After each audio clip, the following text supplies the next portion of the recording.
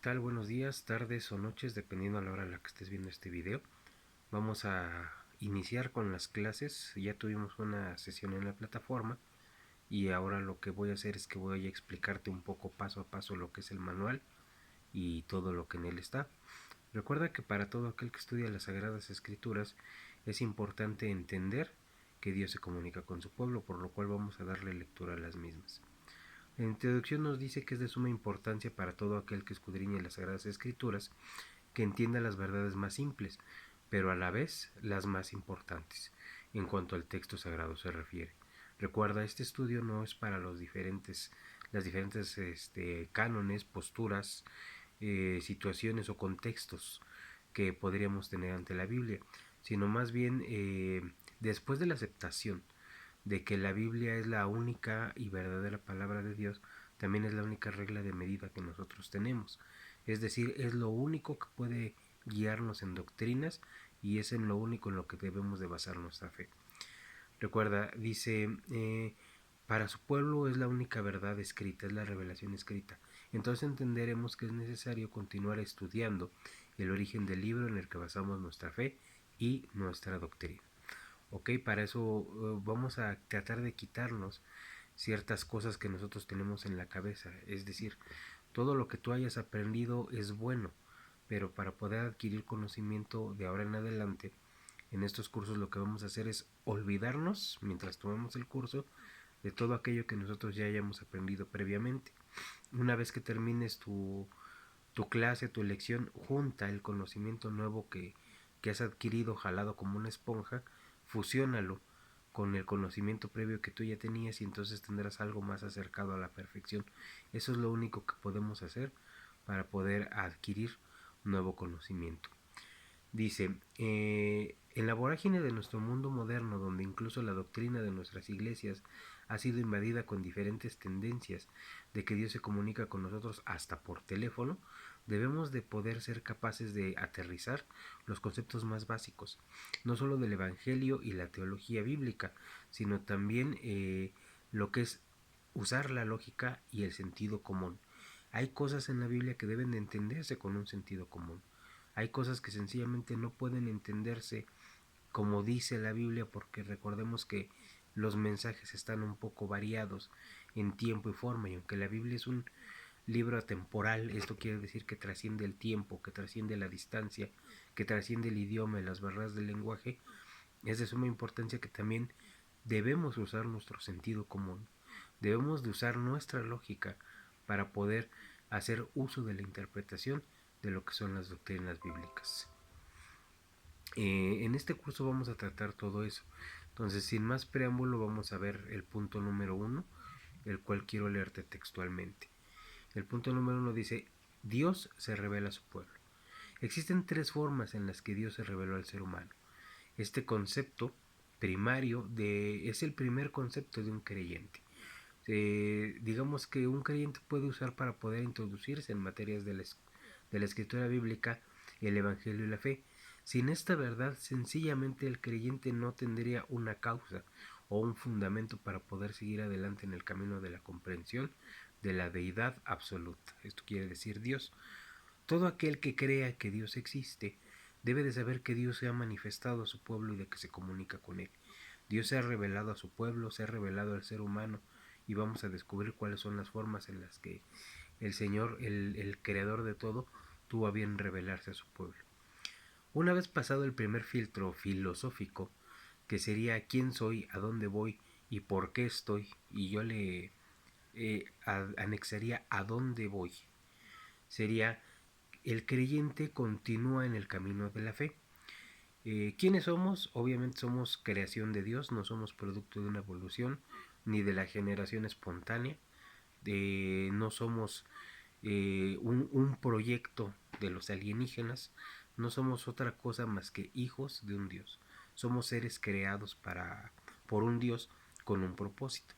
Esto quiere decir que aún con todo eso, nosotros tenemos que descubrir cuál es el propósito que Dios tiene para nosotros y eso solo llegaremos a hacerlo si es que tenemos esa comunión con Dios, esa intimidad con Dios.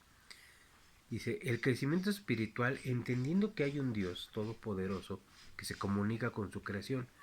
Así que el paso lógico a seguir es el develar cómo es que Dios se comunica con nosotros. Dios, el Dios creador, el Dios que creó todo, se comunica con su creación. Dios no nos creó nada más para dejarnos a nuestra suerte y ver qué es lo que pasaría, sino que Dios se comunica con todos y cada uno de nosotros. Dice el punto número 1.1 a través de la creación. Dios se reveló a todos y cada uno de los seres humanos que poblaron la tierra después del diluvio.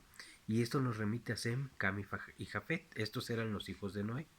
Este hecho nos indica que si entendemos que el texto dice lo que dice y no dice otra cosa, será sencillo no solo comprender, sino también explicar que Dios permitió a Noé el ser salvado junto a toda su familia, junto con todas las demás vidas terrestres de la creación, es decir, los animales. Y que de este personaje se volvió a poblar el mundo. Así que todo lo podemos encontrar con respecto a los moradores más antiguos de lo que pudiéramos remontarnos. Serían estos tres descendientes de Noé, recordemos Cam, Sem y Jafet. Es por eso que los lingüistas siempre se remiten a las familias del idioma y de la lengua amitosemítica o semítica, haciendo alusión y relación a Sem, el primer hijo de Noé o el primogénito de Noé. Posteriormente podríamos rastrear la descendencia de los dos hijos, entonces vamos a tomar en parte esta situación. Ellos pues básicamente es lo más anterior que tenemos, que es después del diluvio. Recuerda, absolutamente todas las culturas del mundo tienen su creación en base a un cuerpo de agua. Es decir, todas tienen una creación o un relato de la creación acuoso. En este caso, ¿por qué? Porque incluso los sumerios y en la antigua Babilonia, si no me equivoco, tienen registros de textos que hablan de un diluvio. ¿Cómo es que lo tienen? Pues obviamente todos ellos descienden de la familia de Sem, Cam y Jafet.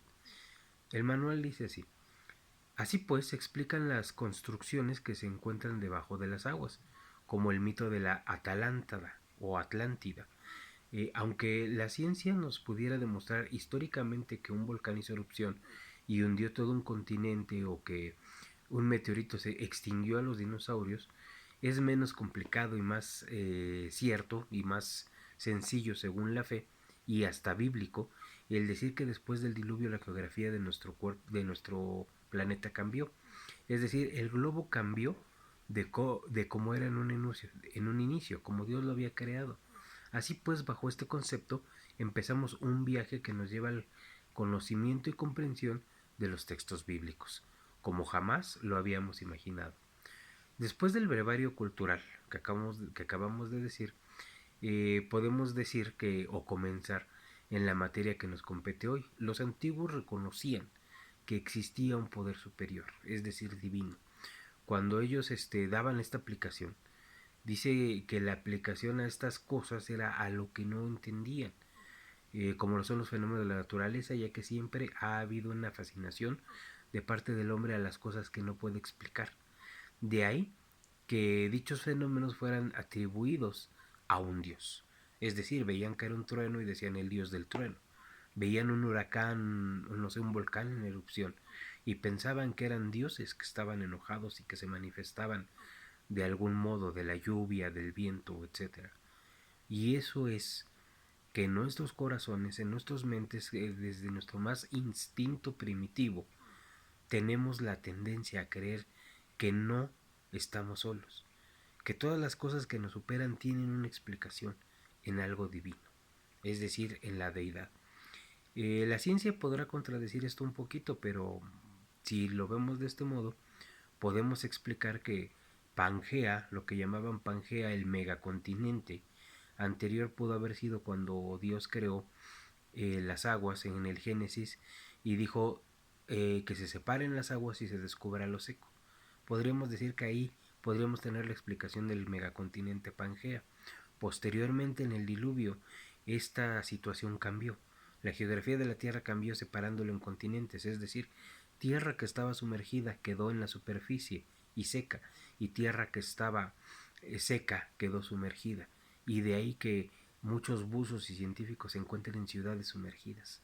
Es más fácil a veces explicar ese contexto a través de las escrituras que negar con la ciencia fenómenos naturales que ocurren que ni siquiera la ciencia puede contestar o puede contener. Mucha gente ha hablado de millones de galaxias y planetas que existen fuera del globo, pero ningún ser humano ha llegado a ellos. Hay telescopios que nos permiten ver a lo mejor la superficie de Júpiter, la superficie de Marte, de otros planetas, pero ¿por qué no hay un telescopio que nos muestre las huellas de Neil Armstrong en la Luna? Que nos muestre la bandera que dejaron ondeando ahí.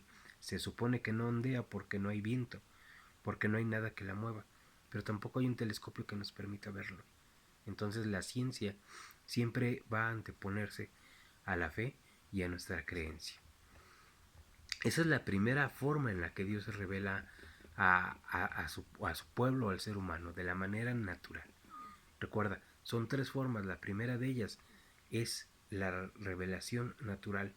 Dice la escritura que los cielos cuentan la gloria de su nombre, que todo lo que hace, todo está en la creación.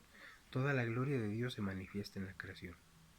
De este modo, entendemos que Dios se ha revelado al ser humano de una forma natural, y esto es en la naturaleza.